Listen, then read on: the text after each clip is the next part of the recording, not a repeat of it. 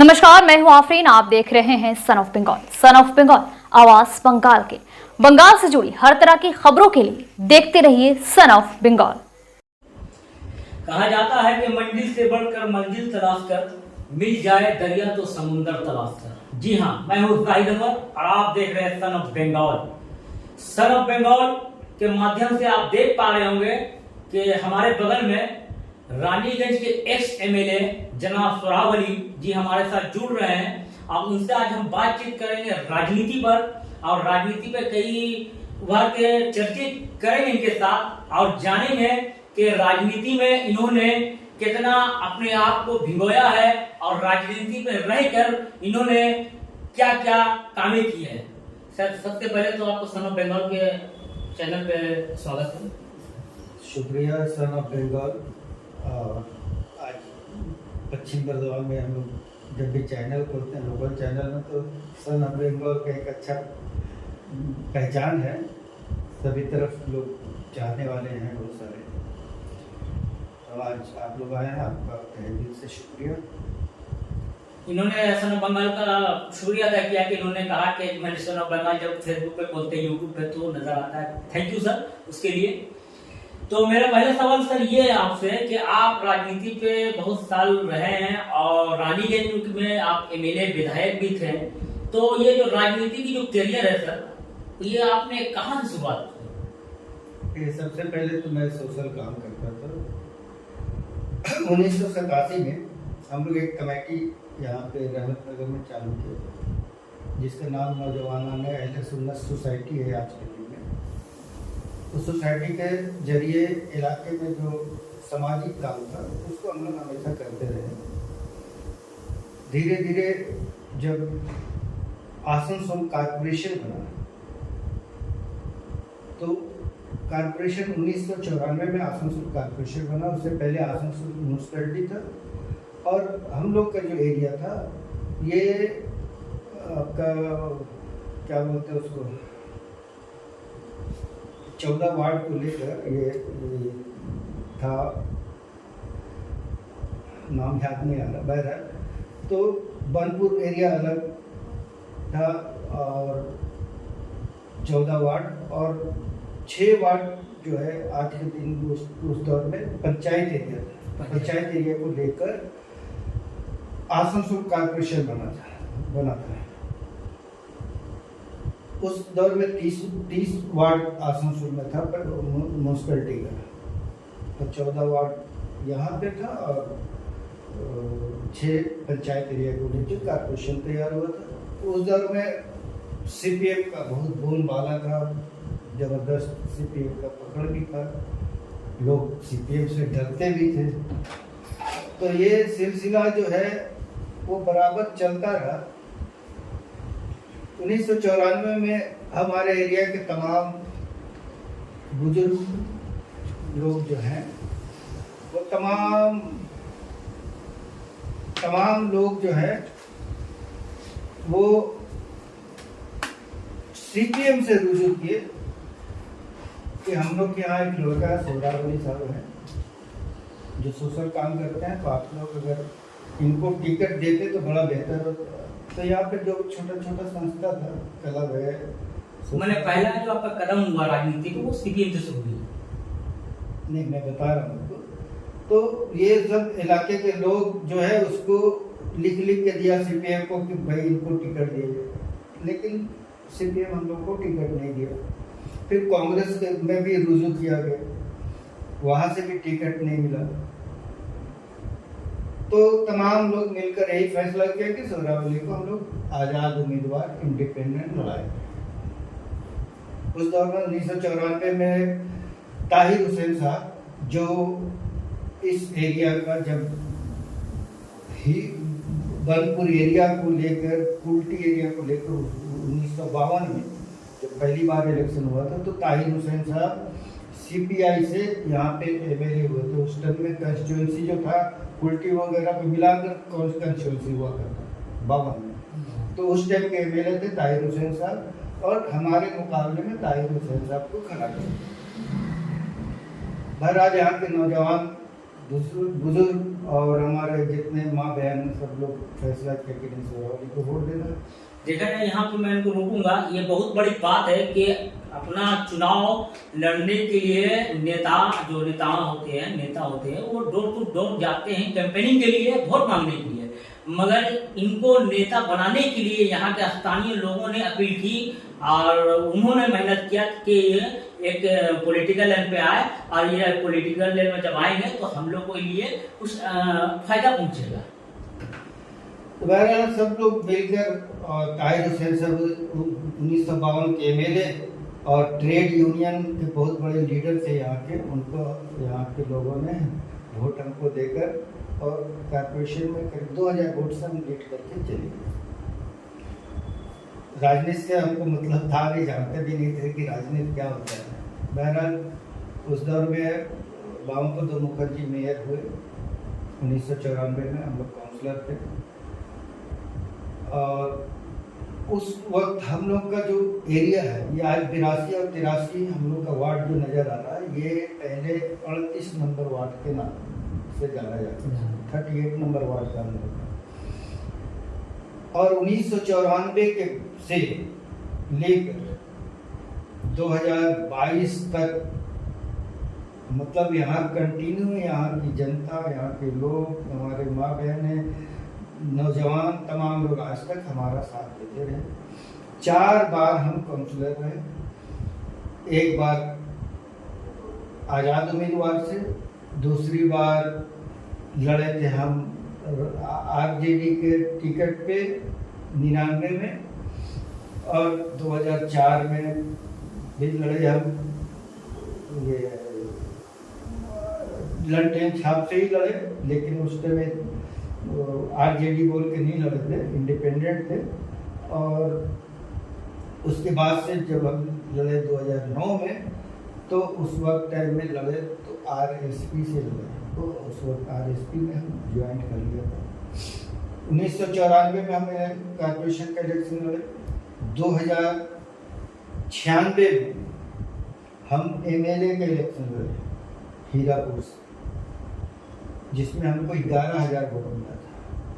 2098 में हम राष्ट्रीय जनता दल लालू प्रसाद जी के पार्टी से एमपी का इलेक्शन लड़े, जिसमें 45,000 वोट मिला था। उस वक्त एसएस आलूवालिया जो अभी बीजेपी में है वो लड़े थे कांग्रेस से, उनको 1,10,000 वोट। तो ये सिलसिला चलता रहा, हम जैसे जैसे गए, लेकिन अपने इलाके का डेवलपमेंट में मतलब यहाँ कुछ नहीं था, नाली, रास्ता, पानी, मतलब लाइट वगैरह कुछ नहीं था। सब 1994 में हम जीतने के बाद आज जो भी देख रहे 82-83 आज जो नज़र आ रहा है, ये 82-83 में सब जितना काम है सब हम लोगों का कराया। 2015 में 2011 में हम मुलायदा को फोन किया कि दादा हम भी तृणमूल कांग्रेस से लड़ना चाहते हैं, और नहीं तो हम 2 सीट पे लड़ेंगे, आसनसोल साउथ और आसनसोल नॉर्थ। पहले उस टाइम आसनसोल साउथ नॉर्थ में था, तो उस टाइम में हीरापुर था और आसनसोल था। तब लोग आसनसोल से भी लड़ेंगे इंडिपेंडेंट और यहाँ से भी लड़ेंगे। बोला कि नहीं ऐसा नहीं करना, हम चेष्टा करते हैं तुम्हारे लिए। वो मुकुलदा को मतलब उस टाइम में पावरफुल मुकुलदा थे, मुकुलदा को बताया। उसके बाद से कोशिश अपने हिसाब से करते रहे, लेकिन कोई इंफॉर्मेशन नहीं मिल रहा।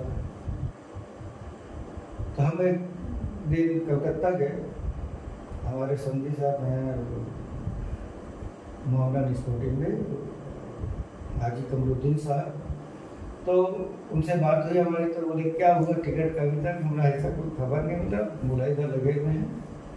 बोले चलिए सुल्तान भाई का। वैसे सुल्तान भाई से हमारा 1994 से ही जान पहचान था।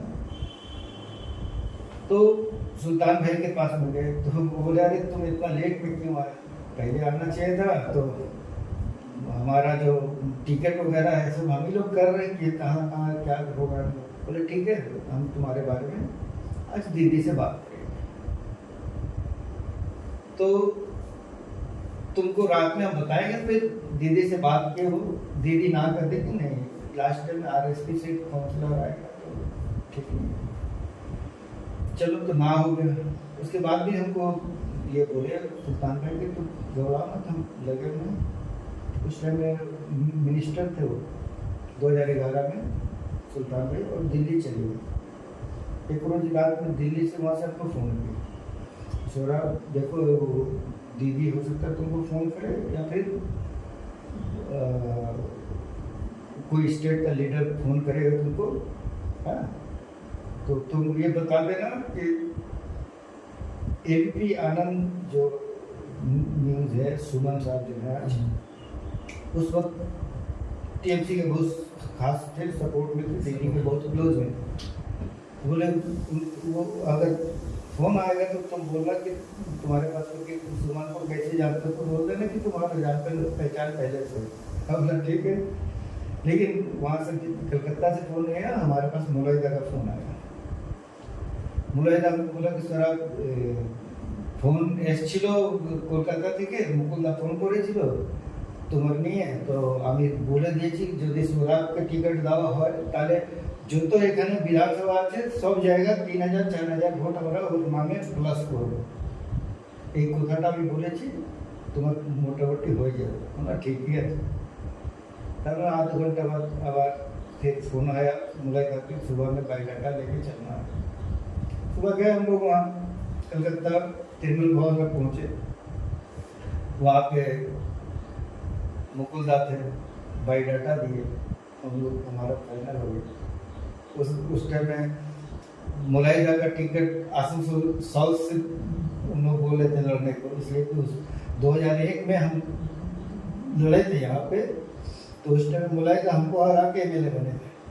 उस टाइम में RJD का टिकट सब लड़े थे। 96 में हम लड़े थे इंडिपेंडेंट MLA का, और 2001 में RJD के टिकट पे लड़े। हम ही को हरा के, तो उस टाइम में CPM से एलाइंस पर सीट एडजस्टमेंट था। फिर भी हमारा अगेंस्ट CPM वाला लोग जो हमको नहीं चाहता था कि आप नहीं करें, इसलिए हमारा CPM से हमेशा से लड़ाई था। तो मुलाहिदा को भी बहुत नहीं किए, तो उनको आसनसोल नॉर्थ दिया, साउथ में तापसदा को दिया गया। इसके साथ तापसदा भी 2009 में तृणमूल कांग्रेस में आए, 2009 में काउंसलर बनने के बाद वो मेयर बने यहाँ, और 2011 में हम आए तृणमूल कांग्रेस। बहरहाल ये सिलसिला चलता रहा। MLA रानीगंज में बने, और रानीगंज में बहुत सारा काम हम कराए। समाज से हम हमेशा जुड़ने का कोशिश किए। रानीगंज में जब आप विधायक बने तो कितने 5 साल में क्या लोगों को लगा कि आप खोना नहीं चाह रहे थे? देखिए आपको एक बात बताते हैं, जब हम कैंपेनिंग करने उखड़ा गए तो उखड़ा का एक ही डिमांड था कि उखड़ा में पानी नहीं है बरसों से। उस टाइम में जब हम MLA बने और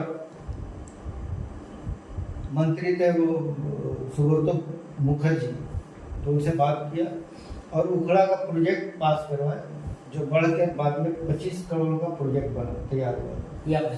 ये हम करवाए। उखड़ा का प्रोजेक्ट तैयार हुआ, जो अजय नदी से पानी को लाके उखड़ा पांडेसर वगैरह सब जगह पानी आज जा रहा है, वो हमारा कराया हुआ। उसका बाज़ाब्ते तौर पे उद्घाटन भी हम उखड़ा में किया था। हमारे सुब्रत मुखर्जी जो हम लोग के बीच में नहीं रहे, उनका आने के बाद अचानक नहीं आ पाए, लेकिन वहाँ पर उद्घाटन हम लोग किया था। उसके बाद से ढंडाडी जो गांव हमारा है, ढंडाडी में 10 करोड़ का पानी का प्रोजेक्ट हम करवाए, जो चाणक्य से पानी को लेकर सप्लाई किया जाता है। अभी चलो आपका हाईवे से लेके जो मजाज का रास्ता जो आता है, जी, हुजूर को से बंगाल का मता हाँ, वो रोड को हम लोग बनवाए। ऐसे बहुत सारा काम जो एमएलए फंड जैसे का मिनिस्टर के थ्रू ये सब जो है उस काम को बहुत सारा काम को कराया। और जो फंड आता था हमारे पास में उसको डिवाइड करते थे दो जगह पे, अंडाल में भी और अंडाल ब्लॉक और रानीगंज दोनों जगह फंड को बांटते थे। उस तरह से डेवलपमेंट का काम था। अचानक 2015 में हमारा एक केस था, सीपीएम के दौर में एक केस हुआ था। वो केस में ऐसे तो कुछ नहीं, केस तो खत्म हो गया, मैंने ऊपर साहब को लगा कि राजनीति है, खारिज हो गया। तो 2015 में मतलब काउंसलर का फिर इलेक्शन आ गया था। तो पहले तो दीदी बोली थी कि कोई एमएलए को टिकट नहीं दिया जाएगा। फिर बाद में ये फैसला हुआ कि नहीं, 2015 में एमएलए में 2 को टिकट मिलेगा, एक तापस बनर्जी को, एक सोहरावली को।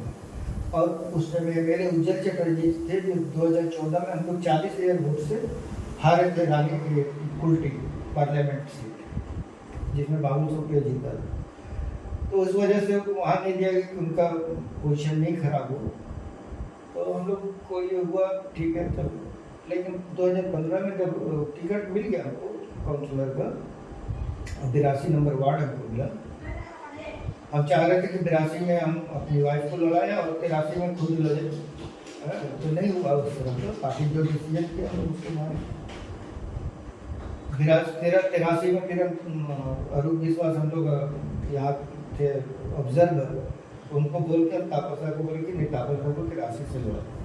इसलिए हम लोग जहाँ तक कि तापसा हम लोग का मेयर होंगे, हम मेयर होंगे तो डेवलप हमारा, इसलिए उसी टाइम में 106 वार्ड हुआ 2015 में, तो 82-83 हुआ। तो हम चाह रहे थे कि मतलब हमारा जो डेवलप का काम है वो ज़्यादा से ज़्यादा हो, मेयर हो जाएंगे यहाँ का।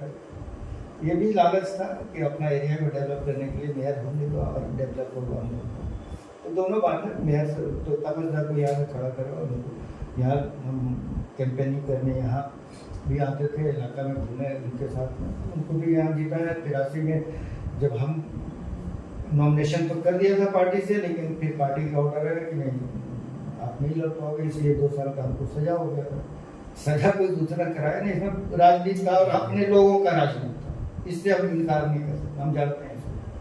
मैंने ये पॉलिटिकल ही मैंने राजनीति था, तो मैंने राजनीति ये था कि 2015 में जब 2 एमएलए को टिकट मिला काउंसलर का, तो एक तापस बनर्जी जो सबको मालूम कि मेयर होगा, और सीनियरिटी के हिसाब से ये सबको समझ में आ गई सोहरावली को देंगे तो डिप्टी मेयर बनेगा। तो ये राजनीति को देखते हुए कुछ लोग को अच्छा नहीं लगा, और जो केस था हमारा ये फाइनल हुआ। और हम लोग आए आसनसोल, नॉमिनेशन वगैरह कर दिया। उसके बाद ये मालूम हुआ कि हमारा जो केस था उसमें हमको 2 साल का सजा। तो सुप्रीम कोर्ट में पहले 3 साल का ये था कि मतलब इस तरह का जो केस होगा उसमें जिसको सजा होगा तो 3 साल का ये था प्रधानतः। लेकिन बाद में ये सुप्रीम कोर्ट का ये निर्देश था कि नहीं, 2 साल जिसका सजा हो जाता है उसको वो इलेक्शन नहीं लड़ पाएगा। तो आइन के हिसाब से हम इलेक्शन नहीं लड़ पाए, पार्टी की तरफ से भी इंफॉर्मेशन आ गया, नहीं लड़ पाए। तो हम एक काम उस वक्त ये जरूर किया था कि हम अपने वाइफ को इंडिपेंडेंट कैंडिडेट नॉमिनेशन करवाए,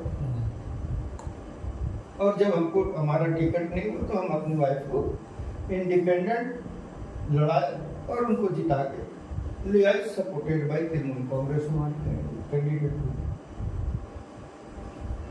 उसके बाद 2021 मतलब फिर ये चला, एडमिनिस्ट्रेटर 1 साल रहे, उसके बाद से फिर कॉर्पोरेशन का इलेक्शन आया, फिर बीच में 1 महीना बंद हुआ, फिर उसके बाद से 2022 में फरवरी में मतलब ये कंप्लीट हो गया। उस दौर में वाइफ हमारी तृणमूल कांग्रेस से काउंसलर रहे, 2 बार वाइफ हो गई, 4 बार हम काउंसलर रहे, 1 बार एमएलए रहे, 1 बार एमपी भी लड़े, 2 बार पहले एमएलए का भी लड़े। तो ये राजनीति का जीवन हमारा है। और अपने वार्ड में जो 82 और 83 है, इसमें 38 नंबर वार्ड था, तब से डेवलप किए। तापसदार जब आए हम लोग के यहाँ पे, तो उनके थ्रू भी बहुत डेवलप का काम हुआ हमारे एरिया में। इसलिए कि 2011 से वो एडीडीए चेयरमैन ये मेयर नहीं बने, तो ये एडीडीए के माध्यम से भी बहुत काम हम लोग अपने एरिया में करवाए। 83 में बहुत सा काम। तो तापसदार का भी जो काम करने का तरीका बहुत अच्छा है। ऐसा नहीं है कि काम नहीं करते हैं, लेकिन उनका अपना स्टाइल, अपना है चलने का स्टाइल। तो क्या लोग को समझना चाहिए, उनको समझना होगा, मतलब लोग को। तो आपका नेक्स्ट स्टेप अब जो है राजनीति में क्या रहेगा? मतलब क्या राजनीति में तो आप है ही, और आगे बढ़ने का जो संघर्ष है, लोग चाहते हैं ना कि हम स्टेप बाय स्टेप आगे बढ़े, या आज यहाँ पे है तो कल वहाँ पे आगे रहे, तो क्या स्टेप रहेगा आपका? देखिए, स्टेप क्या रहेगा नहीं रहेगा, पार्टी जो तय करेगी। पार्टी बोलेगा बैठ के रहो, बैठ के रहेंगे। पार्टी बोलेगा काम करना है, काम करेंगे। मीटिंग, मिছিল, जुलूस ये सब करते ही रहते हैं हम लोग। देखिए, ये राजनीति दिल से कर रहे हैं। उन्होंने कहा कि अगर पार्टी अगर कहेंगे कि बैठ के रहो तो मैं बैठूंगा, पार्टी अगर बोले काम करने को कहूँ, ये दिली एक फीलिंग है राजनीति का। और एक बात आपको बता दें कि मतलब 2016 तक तो हमें मिले रहे। 2016 में हमारी वाइफ को दीदी टिकट दी रानीगंज से, लेकिन रानीगंज के लोग नहीं समझे कि भाई 5 साल अगर हमसे गलती हुआ होगा तो तभी तो मतलब वहाँ के लोग एक्सेप्ट नहीं कि हमारी वाइफ को। ये भी तो सकता है कि वाले सोच रहे होंगे कि श्रावणी फिर से आ जाए। 12,000 वोट से हमारी वाइफ आती, तो उसमें कुछ कार्यकर्ता लोग कभी गलती कर, और कुछ लोग नेता में भी चाहते थे कि नहीं जीते, ऐसा भी है।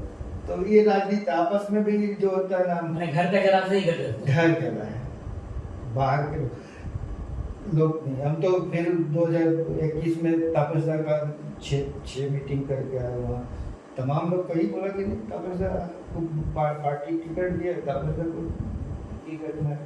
2021 तक तापसदार जीतने के बाद हम अपना ऑफिस वहाँ बंद किए। हम अलग राजनीति करते हैं। तापसदार जब वहाँ एमएलए बने तो पहला इंफॉर्मेशन देने वाला हम ही आदमी है उनको। हमारे पास इंफॉर्मेशन है कि तापसदार जीते हैं, और हम फर्स्ट आदमी हैं जो उनको इंफॉर्मेशन दिया, दादा आप जीत गए। बोले ताई ना की हमारा दादा जीत गए, तापसदार जीते। और उनका जीतने का 15 दिन के बाद हम रानीगंज में ऑफिस अपना बंद कर दिया। पंजाबी मोड़ में ऑफिस जो था हमारा, हम बंद कर दिया। हमने देखा अगर हम वहाँ पे रहते हैं, ये राजनीति है, तो आपस में टकराव होगा। जो हमको मानने वाले लोग हैं, हम 5 साल वहाँ एमएलए रहे, तो लोग मानने वाले बहुत हमारे, जिनका हम काम किया वो तो हमारे पास आएगा। तापसदार हो सकता है उसका काम नहीं करे, तो इस तरह का जो होगा वहाँ बैठने से क्या होता है, टकराव। अगर टकराव होता तो आपस में रिलेशन ठीक नहीं होता, फिर ये बात ऊपर तक जाता है। तो ये सब हम नहीं चाहते, इसलिए हम पार्टी का भलाई चाहते हैं। पार्टी वहाँ टिकट तापसदार को दिया, तापसदार वहाँ जीते, हम अपना वहाँ ऑफिस बंद कर दिया। ऑफिस बंद करके अपना बनपुर में हमारा काउंसलर ऑफिस हमारा यहाँ पर एक है, 1994 से उस ऑफिस में बैठते हैं, यही सब राजनीति करते हैं। आपस में हम टकराव में कभी नहीं जाते। हम कभी भी मतलब जितना भी है, किसी नेता का हम शिकायत नहीं करते हैं, कौन क्या कर रहा नहीं कर रहा। हम अपना राजनीति साफ सुथरा करते हैं और लोगों के बीच में जाना चाहते हैं, लोग का काम करना चाहते हैं। यही हमारा जिंदगी का मेन मकसद है, और कुछ ऐसा। तो देखा आपने देखा कि इन्होंने अपनी लाइफ के जो पॉलिटिकल जो है राजनीति जिंदगी को इन्होंने जुबान से नहीं बल्कि कहा जाए तो दिल से इन्होंने बयान किया है कि मैं राजनीति जो करता हूँ एक इंसानियत के नाते करता हूँ, एक मैंने लोगों को फायदा पहुंचे। उनका कहना है कि मेरे राजनीति से लोगों को फायदा पहुंचे। और ये इतने बड़े पॉलिटिकल मैं बताना चाहता हूँ कि ये संघर्ष आज से नहीं, कई सालों से संघर्ष कर रहे हैं, कई सालों से राजनीति कर रहे हैं, और राजनीति में इतने डूब चुके हैं कि इनका मिजाज, सोचना के जो मिजाज है वो भी आला से आला है। तो चलिए, ऐसे नेताओं से फिर करेंगे हम बातचीत, और भी पॉलिटिकल नेता है उनसे भी बातचीत करेंगे। तब तक के लिए दीजिए इजाजत। मैं Zahid Anwar, Son of Bengal. Son of Bengal के माध्यम से हर खबर आप तक सबसे पहले पहुंचाई जाती है। सन ऑफ बंगाल जहां यूट्यूब, फेसबुक और वेबसाइट हर जगह पे है। हमारे यूट्यूब पे आप देखिए सन ऑफ बंगाल की खबरें। इसके अलावा सब्सक्राइब कीजिए, फेसबुक पे जाइए, फेसबुक पेज को फॉलो कीजिए। इसके अलावा हमारे वेबसाइट पर भी जाकर आप देख सकते हैं हर तरह की खबरें सबसे पहले। जी हाँ, हमारा वेबसाइट है www.sonofbengal.in। धन्यवाद।